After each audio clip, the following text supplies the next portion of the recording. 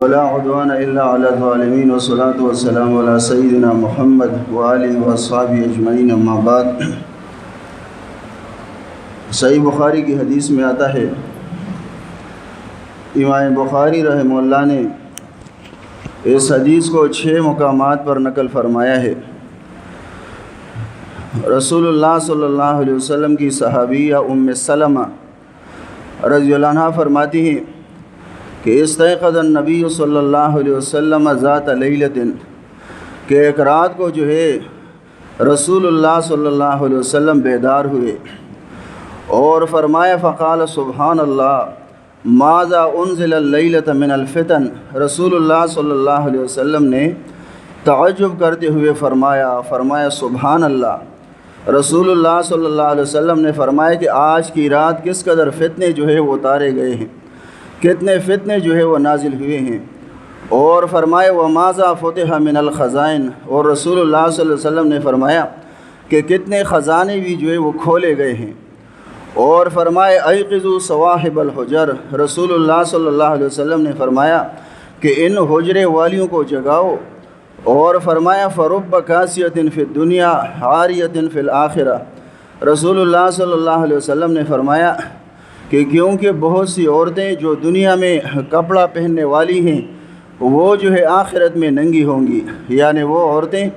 جو دنیا کے اندر تنگ اور باریک کپڑے پہنتی ہیں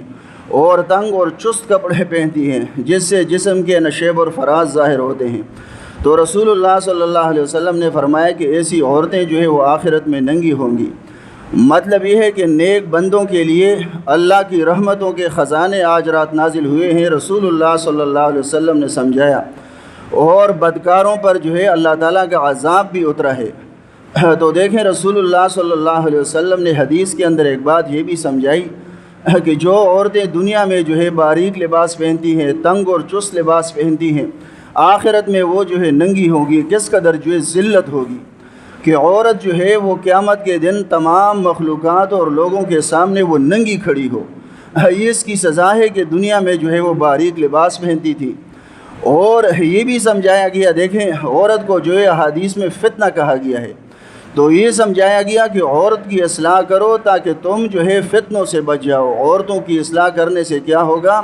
تم جو ہے فتنوں سے بچو گے۔ اور اسی طرح فرمایا کہ حجرے والیوں کو جگاؤ، اور دوسری روایت میں یہ الفاظ ان کو کیوں جگاؤ، فرمایا تاکہ وہ جو ہے نماز پڑھیں۔ تو یہ بھی معلوم ہوا کہ عبادت کرنے سے اور نماز پڑھنے سے انسان جو ہے وہ فتنوں سے بچتا ہے۔ فرمایا کہ عورت فتنہ ہے، اس کی اصلاح کرو تاکہ فتنوں سے بچ جاؤ، اور اسی طرح جو ہے نماز اور عبادت کرو، نماز اور عبادت کرنے سے انسان جو ہے وہ فتنوں سے بچتا ہے۔ اسی طرح اس حدیث کا ایک مفہوم جو ہے وہ اہل علم نے یہ بھی بیان کیا ہے،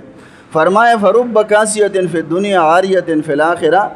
کتنے لوگ جو ہے وہ دنیا میں کپڑے پہننے والے ہیں، لباس پہننے والے ہیں، لیکن آخرت میں یہ جو ہے ننگے ہوں گے۔ آپ دیکھیں دنیا کے اندر کتنے لوگ ایسے ہیں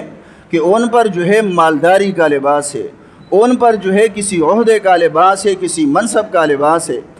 آپ دیکھیں ایک بیوقوف آدمی ہوگا، ایک ٹکے کا آدمی نہیں ہوگا، لیکن اس پر جو ہے مالداری کا لباس ہوگا، اور اس کے پاس جو ہے کوئی عہدہ ہوگا اور کوئی منصب ہوگا، لوگ اس کو یسر یسر کہیں گے،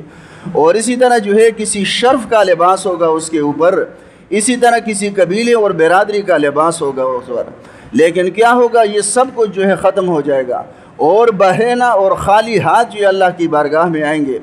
یعنی لوگوں پر دنیا میں جو ہے یہ جتنے لباس ہیں، مالداری کا لباس ہے، کسی عہدے کا لباس ہے، کسی منصب کا لباس ہے، شرف کا لباس ہے، یہ سارے لباس جو ہے لوگوں سے اتر جائیں گے۔ قیامت کے دن یہ سارے لباس دنیا میں یہ ساری چیزیں ختم ہو جائیں گی۔ ان سے جو ہے مالداری کا لباس، عہدے کا لباس، منصب کا لباس، اور اسی طرح جو ہے شرف کا لباس، قبیلے اور برادری کا لباس، یہ سارے لباس اتر جائیں گے،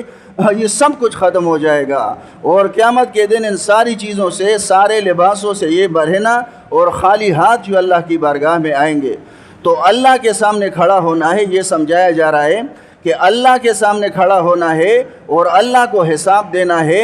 اور اس حساب کی اساس جو ہے وہ دنیا کے خزانے نہیں ہے۔ کل جب ہم اللہ کے سامنے کھڑے ہوں گے، اللہ کو حساب دیں گے، تو اس حساب کی اساس اور بنیاد جو ہے وہ کیا ہے؟ وہ دنیا کے خزانے نہیں ہے، اور اس حساب کی اساس اور بنیاد وہ صرف اور صرف عمل صالح ہوگا۔ وآخر دعوانا